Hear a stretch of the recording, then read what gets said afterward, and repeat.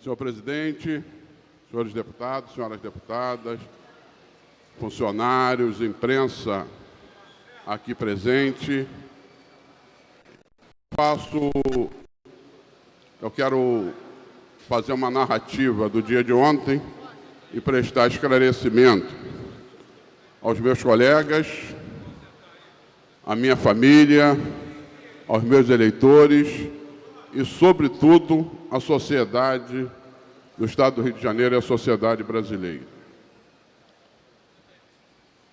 Ontem, pela manhã, cumprindo determinação do STJ, a Polícia Federal, o Ministério Público Federal, com mandato de busca e apreensão, foram à minha residência. Lá, procederam, na forma do mandato, uma minuciosa busca e apreensão, que eu considero feita de forma profissional, mas onde eu trago o reconhecimento da forma profissional, correta, equilibrada, em que conduziu a delegada responsável, junto com 2 procuradores da República e demais policiais federais, né?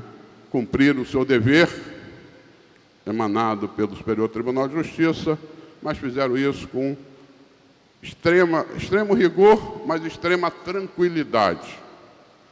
O mesmo ocorreu na minha ida na determinação de condução coercitiva, também pelo STJ, para prestar depoimento na sede da Polícia Federal. Também foi feito sempre com muita tranquilidade. Na verdade, foram 3 perguntas, ou 2 perguntas. O depoimento durou em torno, com preparação, tirando cópia, assinar, não sei o quê, qualificar, talvez 1 hora. A demora da minha chegada até o depoimento foi a chegada do meu advogado, que estava atendendo um outro cliente, então demorou, ontem foi um dia atribulado. E eu não tive acesso ao inquérito, meu advogado não teve acesso ao inquérito, apesar da delegada, ao colocar que o inquérito estava em Brasília, que eu tinha a prerrogativa de não responder, eu fiz questão de dizer a ela e ao Procurador da República que a mim interessava prestar todos os esclarecimentos e que poderia fazer as perguntas que eu estava ali para responder. Nada temia, nada devo e não tenho por que ter medo de insinuações de delator, que fizessem as perguntas que eu responderia. Meu advogado disse que, em outra situação, sugeriria ao seu cliente aguardar o inquérito. Mas, tratando-se de homem público e que queria esclarecer os fatos, ele, então, estava de acordo com que eu respondesse. Ela, então, me pediu se eu podia esclarecer. Eu não posso, na verdade, a minha ideia inicial hoje era entregar, 1,5 páginas, o resto é qualificação, a toda a imprensa, aos deputados, como é que foi o meu depoimento. Mas a orientação do meu advogado é que eu não posso quebrar o sigilo, né? Então, não posso ler literalmente aquilo que me foi perguntado e aquilo que respondi. Mas tentarei, sem ferir o sigilo, dar clareza ao que ocorreu. Ela me pediu se eu podia esclarecer sobre a tramitação nesta casa da alteração do fundo do Tribunal de Contas do Estado do Rio de Janeiro. Eu primeiro fiz um esclarecimento sobre essa questão dos fundos e depois eu fiz um esclarecimento sobre a tramitação das matérias nesta casa. Então, sem ferir o sigilo, eu vou tentar ser o mais nítido possível. Eu disse a ela que era público que o governador do Estado, em várias ocasiões, não só em entrevista à imprensa, mas, sobretudo e principalmente, em reuniões com o presidente do Poder Legislativo, em conjunto com o presidente do Tribunal de Justiça, com o chefe do Ministério Público, Procurador-Geral de Justiça, com o presidente, às vezes com a participação do presidente do TSE, sempre pleiteou a utilização dos fundos dos outros poderes. E que tinha uma coisa comum. Sempre o presidente do Poder Legislativo, e isso eu falei em várias ocasiões, inclusive aqui nesta casa, em reuniões de líderes, que nós não cederíamos o nosso fundo, que era economia nossa, e que teria destinação de reconstruir aqui o Palácio e mais a obra do Banerjão, que nós pagamos 100 milhões, né? E depois equipar o Banerjão para reduzir a despesa de uma administração colar, que está em 3 lugares e passaria a estar em 1, gerando economia de energia, de uma série de coisas, então que nós não cederíamos o fundo. Eu sempre disse isso nas reuniões com os outros poderes, junto ao governador, e sempre disse isso publicamente e também nesta casa. Da mesma maneira, esclareci a ela que o presidente, à época, do Tribunal de Justiça, o desembargador Luiz Fernando, e mais o presidente do fundo, o desembargador Camilo, sempre se colocaram de forma contundente contra ceder o fundo do Judiciário, até porque eles tinham emprestado 400 milhões no final de 14 ao ex-governador Pezão e não tinha sido pago, que levou a ter uma ação no Supremo sobre isso. Então, eles sempre também se negaram, e a mesma coisa ocorria com o procurador-geral, o doutor Marfan Vieira, que também se negava a utilizar o fundo do Ministério Público e a economia do Ministério Público.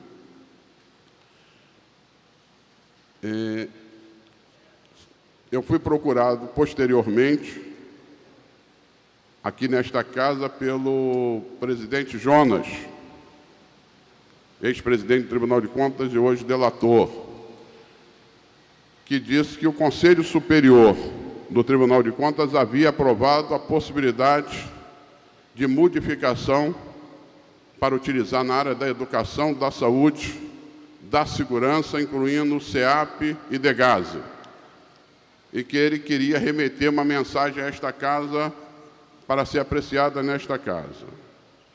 Eu disse a ele que ele encaminhasse, e expliquei à delegada que me inquiria que sempre que o Executivo manda, que o Judiciário manda, que a Defensoria manda, que o Ministério Público manda e que o TCE manda, vem em regime de urgência. Que o meu poder da presidência está na pauta, na feitura da pauta, mas que essas matérias vêm com regime de urgência. E em chegando com o regime de urgência, é a Secretaria-Geral da Mesa que distribui as comissões técnicas permanentes. E que eu, por exemplo, não tenho nenhuma ingerência nas comissões técnicas permanentes. A minha ingerência começa depois em pautar para discussão, onde os deputados livremente fazem suas emendas, e quando é uma coisa polêmica com muitas emendas, aí sim eu faço a reunião do Colégio de Líderes, onde sou, na verdade, intermediador da vontade dos deputados em defender suas emendas e do outro poder, ou outro órgão, ou outra instituição em defender aquilo que aprova e aquilo que não aprova.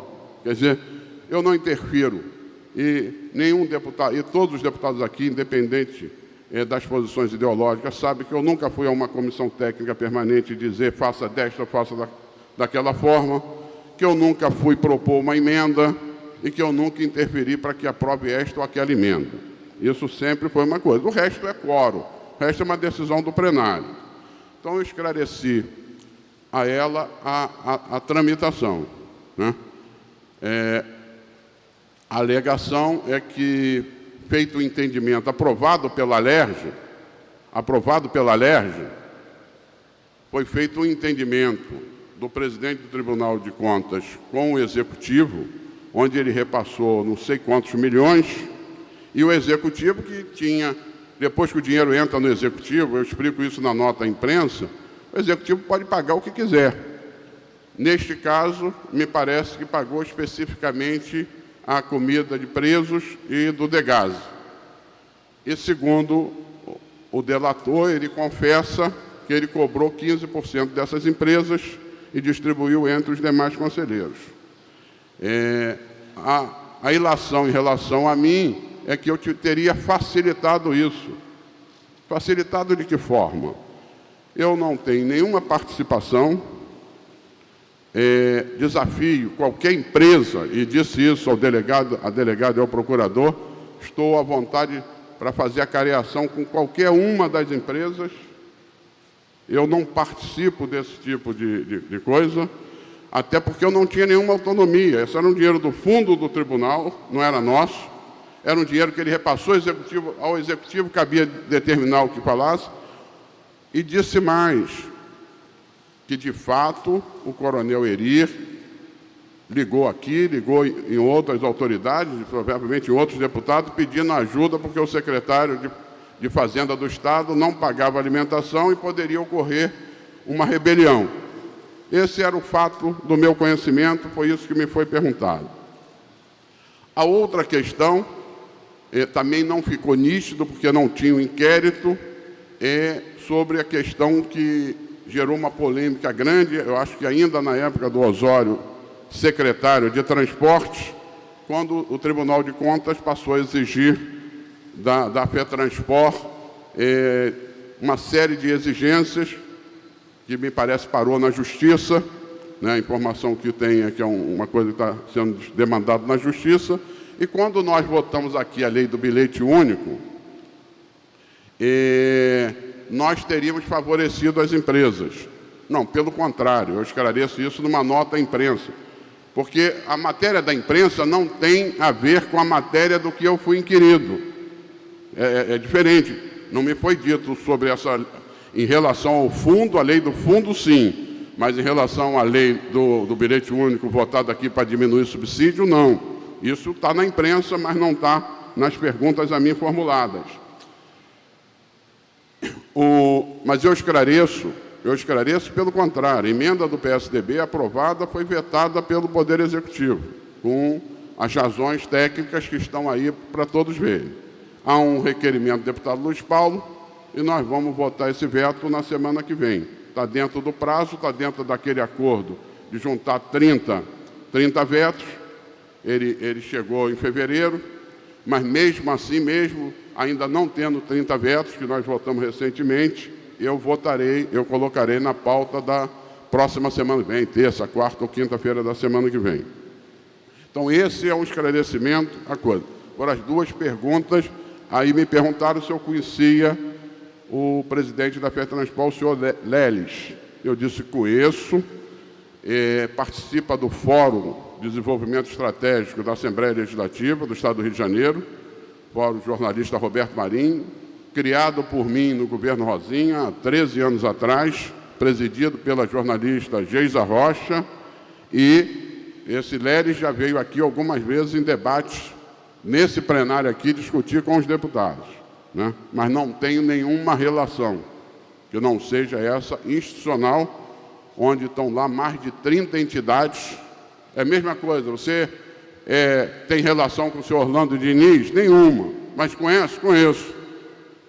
A FEComércio é participante do fórum, né? O presidente da Firjan até tem uma relação mais próxima, sem ser amigo, mas tem mais relação, conheço há mais tempo, né? Então, são relações institucionais. A terceira pergunta, que a própria delegada disse, olha, não sei nem se eu tenho como fazê-la, foi respondida em meia linha. Ela diz que na questão das CEOBRAS, e aí era uma pergunta se eu podia ajudar, que na questão das CEOBRAS, se eu tinha conhecimento de que obras acima de 5 milhões eram destinados 1% ao Tribunal de Contas. Eu disse, eu não tinha conhecimento. E eu acredito que ninguém nesta casa tinha conhecimento. Nós passamos a ter conhecimento depois das delações da Andrade, da Carioca, da Odebrecht, que disseram, e só que essas empresas disseram claramente,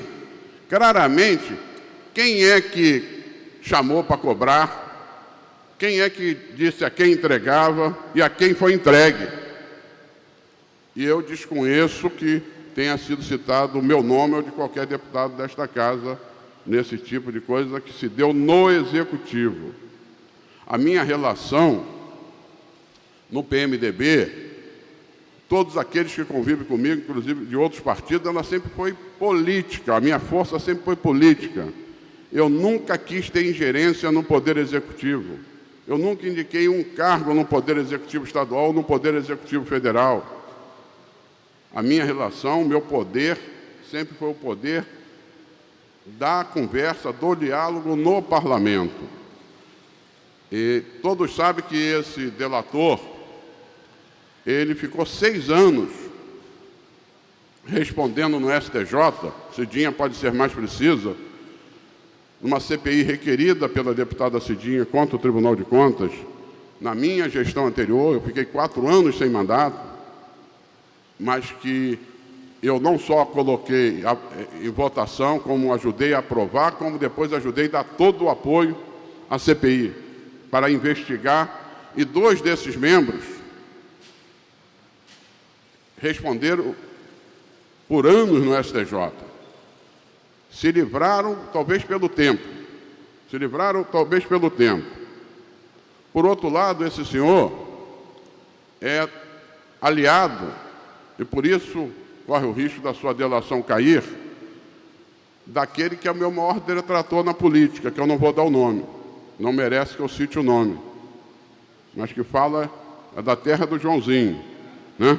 Então, eu só posso entender as ilações, porque não há nenhuma acusação de que eu tenha recebido qualquer vantagem legal, como não recebi, e não há como provar que recebi, né? Então, só posso entender isso como uma tentativa de pegar um parlamento que tem suas divergências, mas que é transparente. As votações aqui são transparentes. Evidentemente que tem hora que tende para um lado ganhar, tem outra hora que tende para o outro ganhar. Mesmo assim, na maioria das vezes, são votações apertadas, mesmo com diálogo, mesmo com discussões. Então,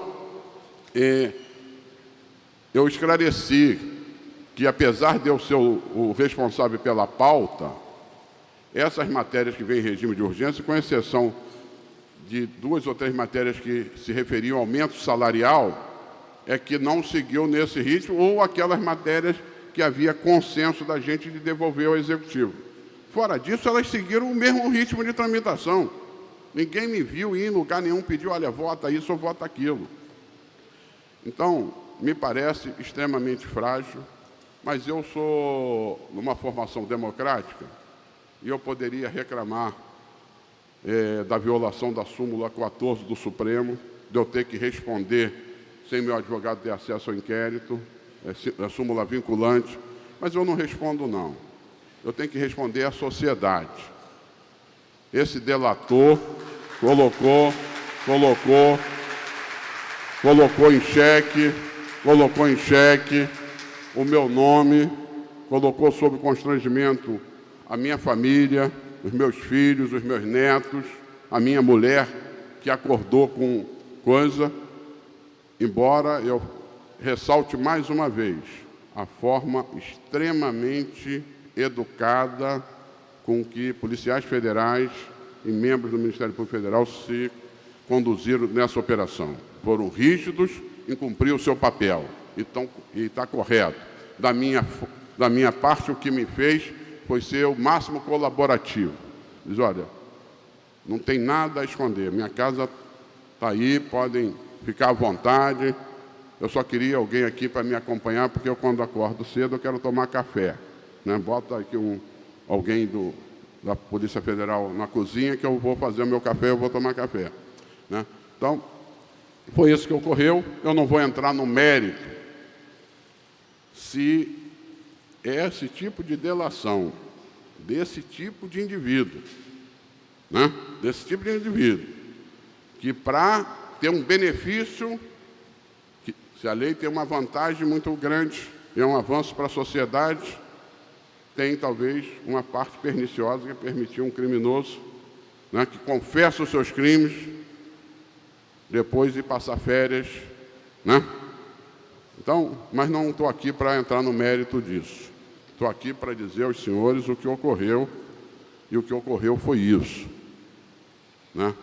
Mas se a decisão da Justiça foi por busca e apreensão e por condução coercitiva, a mim cabe respeitar, foi o que eu fiz, fui lá, respondi, colaborei, não com esse tipo de colaboração, mas contribuindo, né, para esclarecer os fatos, e vou continuar à disposição da Justiça. Não tenho, quero dizer aos meus colegas, que respeito a posição de cada um, não tenho nenhum constrangimento de presidir esta casa, porque não cometi nenhum ato ilegal, nenhum ato desonesto, e aqueles que convivem comigo há muitos anos sabem a minha conduta. Então, eu quero dizer que tranquilamente estarei presidindo na terça-feira o veto de autoria da bancada do PSDB, já solicitado em requerimento pelo líder da bancada, o deputado Luiz Paulo, né? Quero agradecer, espero que, pelo respeito que tenho a todos os meus colegas, está aí o esclarecimento, basicamente é o que está escrito aqui, mas eu não violei porque eu não li, mas eu contei basicamente aquilo que me foi inquirido e aquilo que eu respondi. Se for solicitado de novo, estarei à disposição, né? Talvez não precisasse de coercitiva, porque bastava dizer, olha, vem aqui, preste esse esclarecimento, eu iria na hora. Da mesma maneira que assim que chegaram na minha casa, eu já me coloquei à disposição, até antes de saber que tinha coercitiva. A coercitiva eu só soube pela Globo News. Eu só tinha recebido o mandato de busca e apreensão. Eu falei, ó, mas se precisar ir lá prestar esclarecimentos, eu estou à disposição. Então, eu nem considero que eu fui conduzido coercitivamente, até porque eu já tinha me colocado à disposição para fazê-lo, e se tiver outra necessidade, da mesma forma agirei. Queria agradecer, boa tarde a todos.